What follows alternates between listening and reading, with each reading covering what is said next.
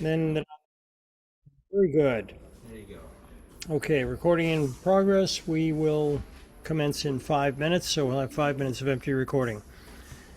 I could sing in the meantime.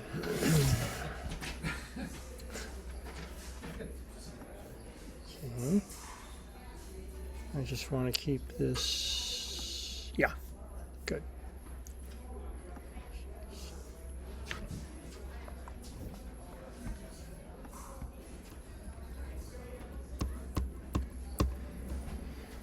Yeah.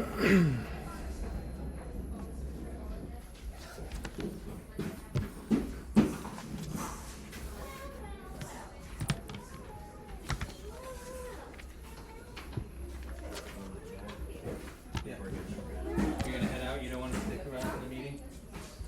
It is a competitive Epee meeting for a bit. Harney, if your face stuck like that, you look like my great uncle Eddie, and no one in the family likes him. Just saying. Sorry. Just saying. Second man is on as well. Ah, okay. One of them. I think that's We mine. have an Amanda. Okay. She will probably not speak on lunch. So. That's fine. If you guys want to leave, you can, but I don't know, ask Paul. My guess is it's not going to be much longer than a half hour. I hope not. Okay. Amanda Colpin's on. Great. That's Amanda Colpin who's on. We're short one Amanda. We're short two Amandas. We'll have to share the screen with them too. So they Yes. Well, as soon as we so what happens if I share the screen? Then that'll shrink you. But then I can still let people in, right? That's what I'm worried about. Okay. All right. Share. Share. Oh. Okay. And I'll just leave that like this, right? And then we can add people as they come in. I think that's right. Okay, good.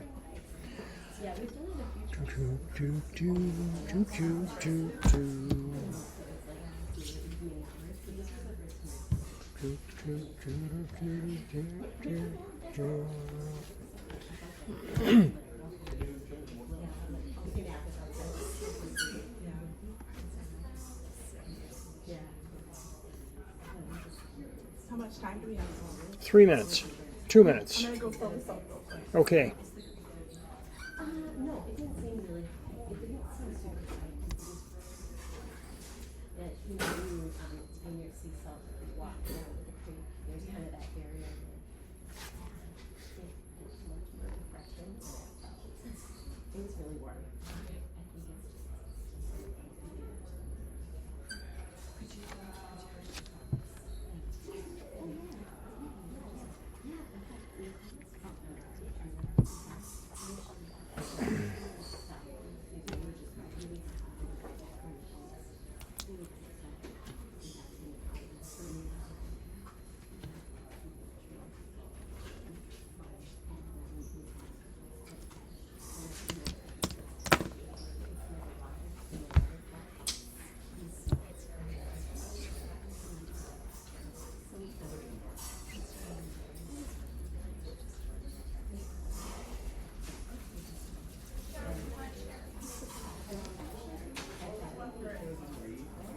Okay. Anna's getting water. She'll join us. You should stay, Marston. Tell one of your parents to get on. Tell one of your parents to get on.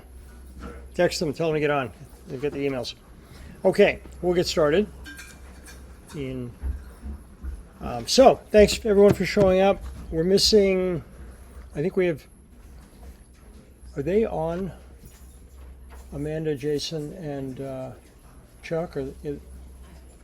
Okay, they're on. Okay, great. As long as I don't have to let them in, because I haven't let them in. Okay. I'll make this as quick as we can. But we want to clear up the summer and get started on the fall.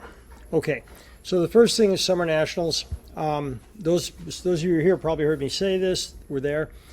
We were ready to go. We are not ready to perform highly at that level, but we're right below that level. And technically, tactically, our footwork was absolutely at the level of our opponents. And then what would happen was something would happen in the bout, and the opponent would adjust to it faster than we did.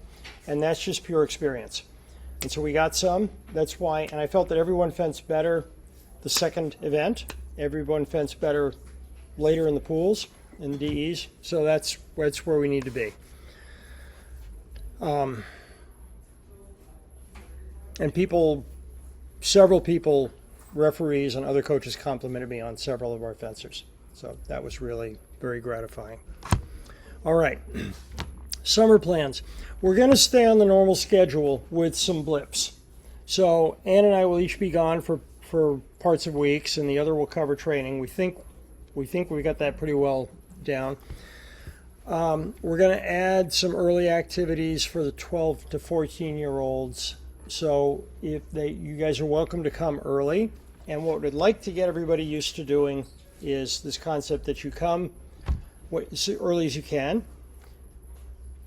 You take your lesson, you do your homework, you do your S&C, and then we're ready for the group training at 6:30.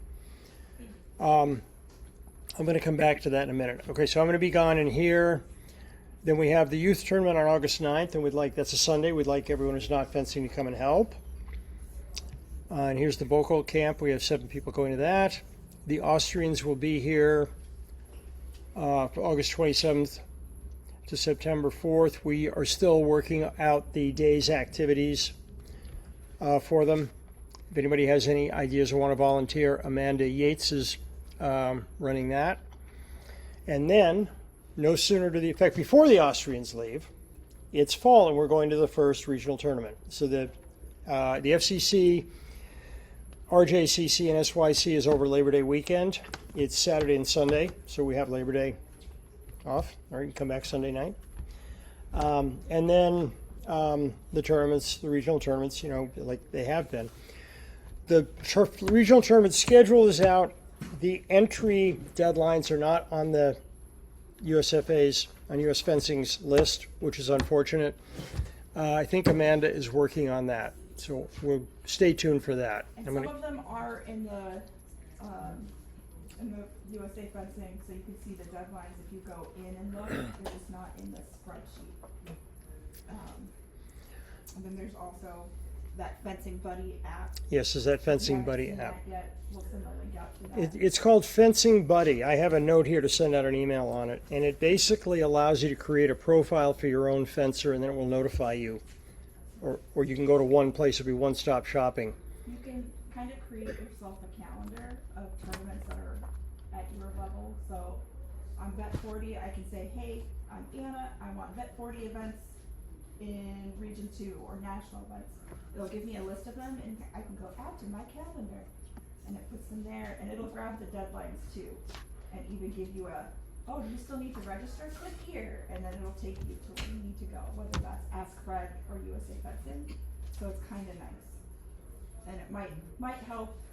You might even be able to outsource some of the planning to your older fencers who might be ready for some of that. So I think we should all try to go to the Labor Day tournament and get started on our qualification.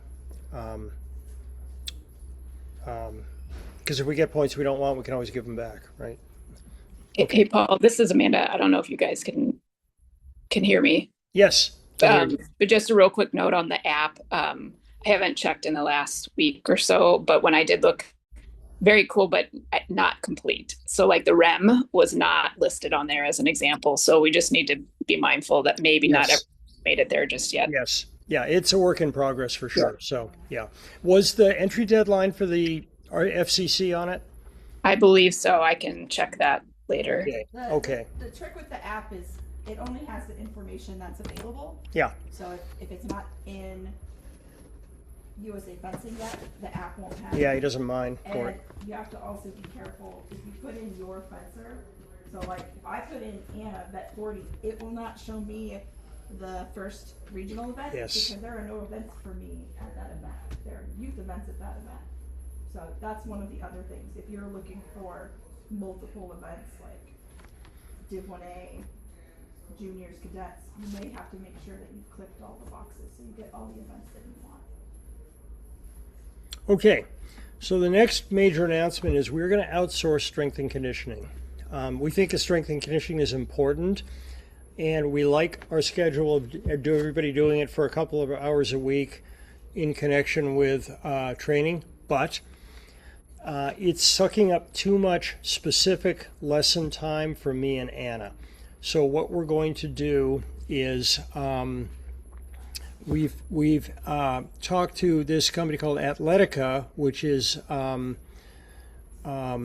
personal trainer who's worked with Maureen and understands about fencing, and she is developing a fencing-specific S&C program for us, and it'll include, so it'll be app-based. So you can go on and your S&C workout for today will be on the app. And you can do it at home. You can come in here and do it. She's going to ask us to get some additional equipment, which will be here. And she understands that it's got to be equipment light because people will sometimes be doing this at home. So our concept, as I said, is you can come in here in the afternoon, do your S&C, get your lesson, do your homework, work, and the one will flow to the other. And then Anna and I will be able to give lessons between 6 and 6:30, which means that we can give more lessons during training, because we're red line now on being able to give everyone a lesson every day, which is what we still want to be able to do. The other important things with this are, like right now, people come hit or miss to strength and conditioning, and it's not strength and conditioning if you come once a week or every other week, where you do a blast of it one week where you do all the days and then you don't come for a month. So then it's not strength and conditioning. So this will give you some tools to make it fit your schedule better so that you can be consistent about building your strength and conditioning. It'll also be individual, so you'll get something that works for where you're at. Right now, I don't know who's coming. I don't know who's going to actually show up. And so then I have to have essentially 3 sets of stuff to do. And then even still differentiate where everyone's at. So this will make it more specific to you guys. So hopefully you'll get a lot more out of it too. And you'll be able to do it wherever you're at. And then there's a leaderboard so you guys can compete with each other. Yeah. I did mine. I did twice mine. I did mine and yours. And then we're going to have a group kickoff call with the owner, whose name is Laura Griffin, late July, to walk us through. We'll probably do it entirely online. We've no point in doing it in person when she won't be here. And she can charge $30 a month, and it'll be payable directly to her. Yep. And if you guys still have questions on how to do something, we will still be Yeah, here yeah. from 4 to 6. Yeah. You can be like, Anna, I don't know what this exercise is. Help me figure it out. We will still be here to help you. I don't know about you, but I'm going to try the app too. So we'll still be able to help you figure out stuff. If you're doing a harder version and you need a spotter, we'll still have. Yeah. You guys can still do this as a team also. It doesn't mean you have to be all. And it's modular, so you don't have to say, well, I'm going to sit down for half an hour and do it now. So I can do 15 minutes, I can do 10 minutes, I can do 10 minutes. It can be done in increments. We just think this is a much more flexible tool, which is what we need. Okay. Now we're going to move on to our fall competitive plans. All right, Anne, have you heard anything about this? Nothing really new. I've been looking for the athlete handbook to come out, which will have the There was supposed to be a new point structure effective at the beginning of the year, and to the best of my knowledge, the board of directors hasn't approved it. So I don't know what is going to happen. We do know that no matter what happens, regional tournaments will continue to accrue points, and Amanda has a spreadsheet of those, that information. Amanda Yates, yes, sorry. That's right. It's not a very helpful statement, is it? And we still don't know which events are at which national tournaments, because I think we're ready to start going to the national tournaments also. If they are, it's not worth going to Orlando for one event, but it's worth going to Louisville for 2 events, right? So we're going to be judicious about that. Summer Nationals next year will be in Salt Lake City, so that's good. It's an easy flight. It's a low cost venue, and it's not a crazy place And then, like Orlando. you know, your schedule might be a little different than someone else's schedule, and that's okay. Right. We have Y12s, Y14s, cadets, juniors, adult fencers. So what works for one person might not be the same schedule as someone else. So if you're like, hey, I'm thinking of going this one, does it make sense?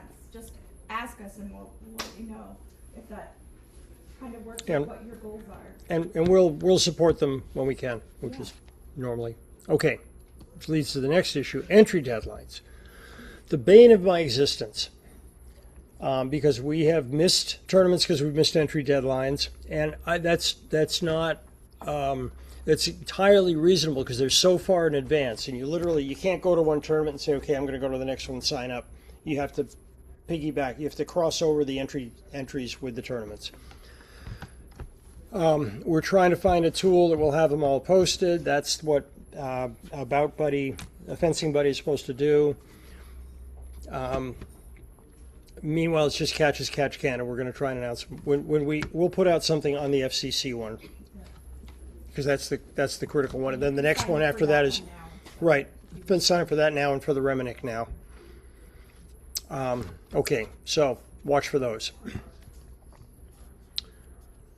Now, okay, and I think we've covered this. The basic schedule will be the same. I'm planning on being here by 4 o'clock every day to have the place open and to have the platform here for S&C lessons. You sit and do homework, have a snack, do whatever you need to do. If you're here at 4 o'clock, please bring a snack. Yes. You're not going to make it till 8 if you're Yeah. working out that hard. And I Yeah. know some of you are going to be coming from school in the fall, and if your lunch is at 11, and then you come here and you didn't get anything in between, you're going to get hangry, or just get super tired and fade out. So plan that just like you plan your tournament stuff. Okay, and early lessons benefit everyone if you can come get them. Okay. Now, let's talk about college fencing. As I said, we had a brief meeting at Nationals, and I said I wanted everybody to gather information because there's a lot of information floating around out of there, and most of the information that's floating around out there ain't so. So, our fencers are attractive recruiting candidates for some schools. College coaches are looking. There's two categories. I'm going to be really binary about this. There's colleges that want the best possible fencers they can get. We could call that the Portuguese soccer team model. And there's fencers who want the best people, colleges who want the best people they can get because they want to build a team. We are not attractive to the first. There's room in fencing for both of them. Places that just want the best fencers and don't care whether they're good people or bad people. That's why there's an Ivy League. But there's also a lot of colleges that want good people who can work in a team, because that's really important. You get 24 people, you can't have 24 cabs, right? Doesn't work. So there's 3 options. You can fence on a school team if the school has a team. You can fence in a school club.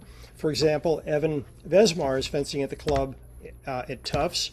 Claire Kim's fencing in the club at Dartmouth. They're both having really good experiences. And Oliver Shoemaker's fencing club at Chicago.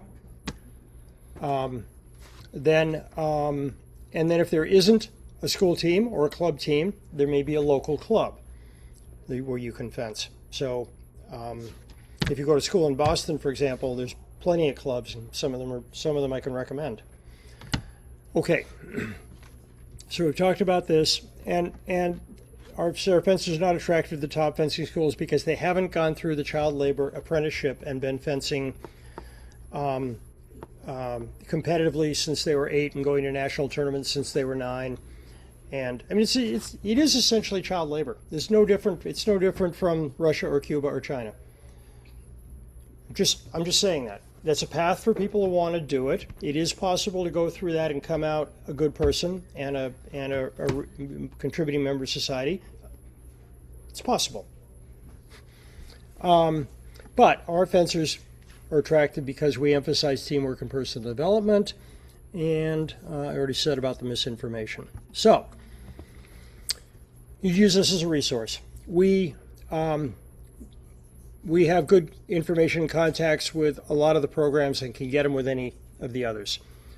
And we know what we're talking about. Anna has 2 master's degrees, and I'm the half-educated underachiever between 2 academics, two generations of academics.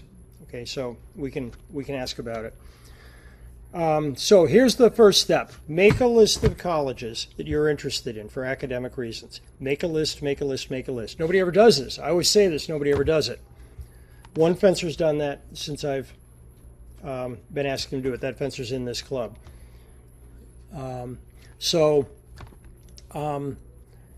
That helps you focus what you're thinking about, what you're looking at. It helps us focus what we're thinking about and looking at.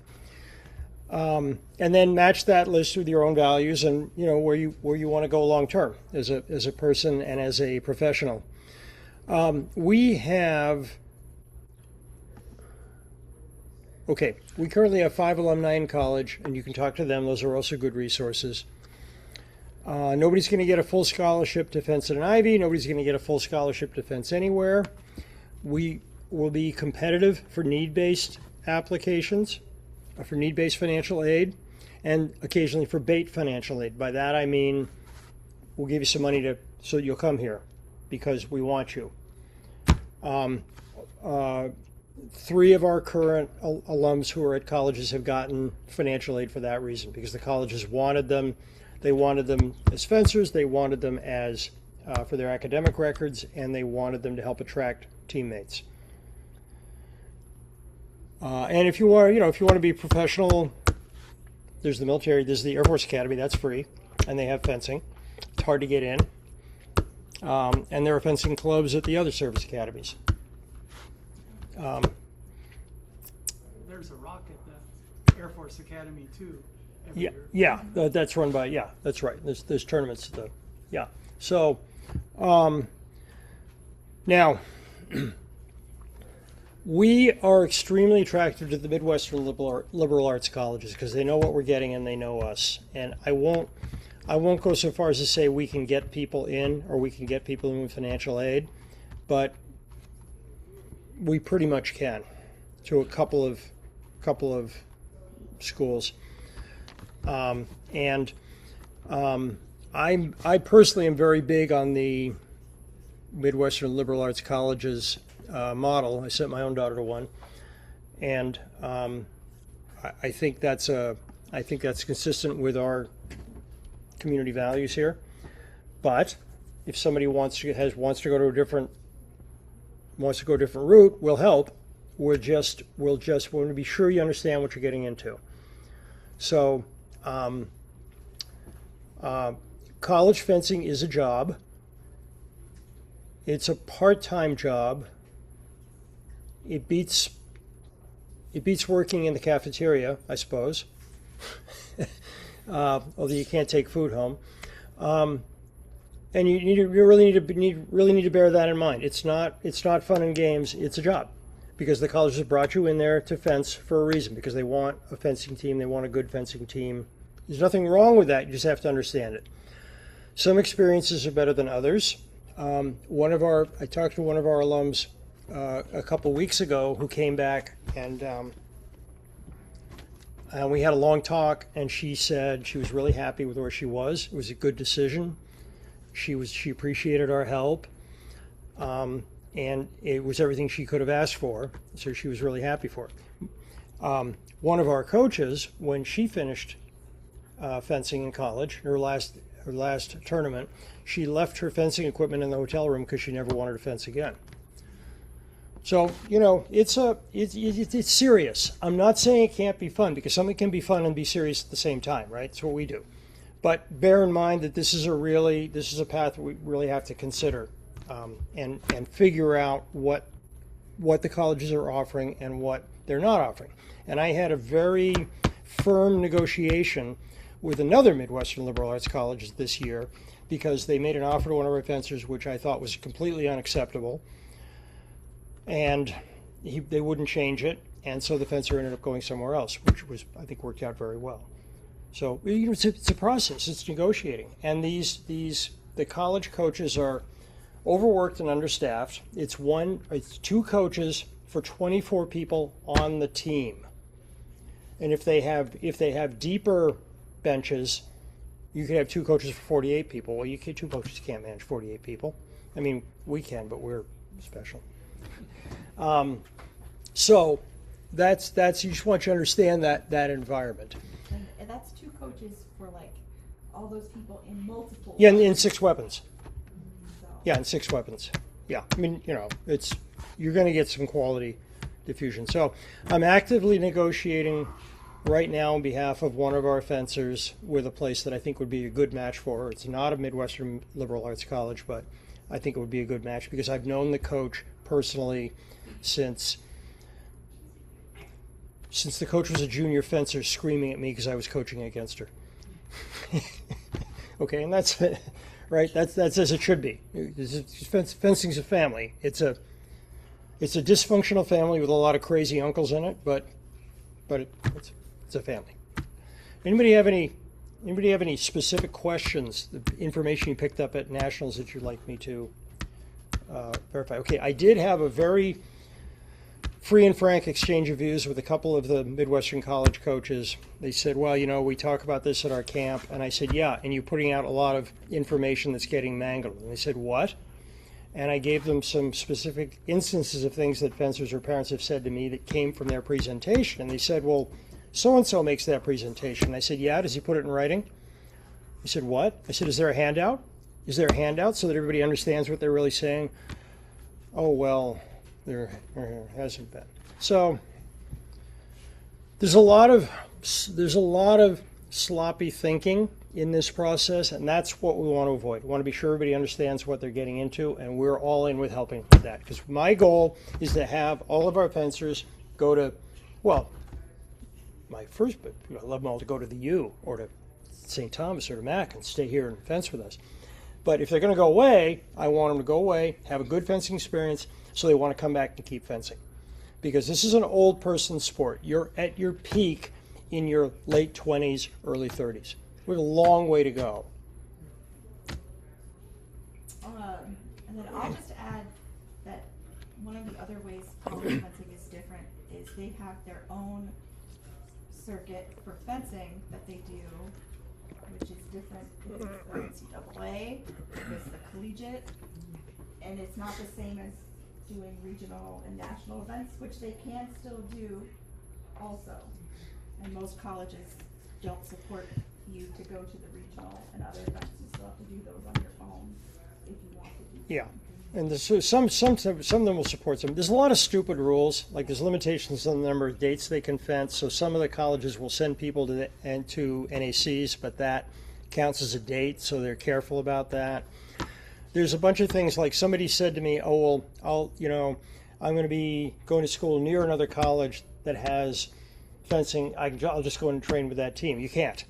That's an NCAA rule violation. And you can't.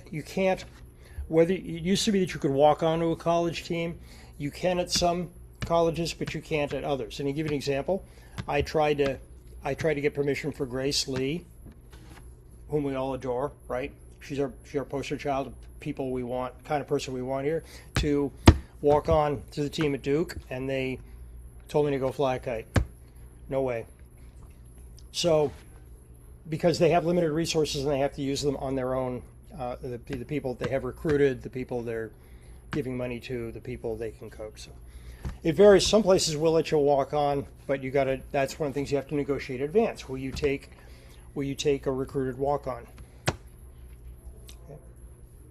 Paul, I'm not sure when you say a walk-on, what exactly does that mean? That's someone who has not been recruited Okay. and hasn't been and whose admission is not dependent on the sport, Okay. but who has been admitted on their own merit and then Okay. wants to try out for the team. Okay. Yeah. Okay. Anything else, Eric? You gonna go back to school? Okay. All right, good. So let's just keep talking about this. And if you hear something, let us know. Because if you hear something that doesn't sound right to you, let us know. If you hear something that does sound right to you, let us know. Okay, we'll talk that through. That's pretty much it. You know, things are moving fast now in fencing. We have the entry deadlines, which are a moving target. The point system is a moving target. I don't know whether they're going to be able to make that change for the 26-27 season. I mean, I think if there are tournaments starting, they can't make it retroactive. They may try.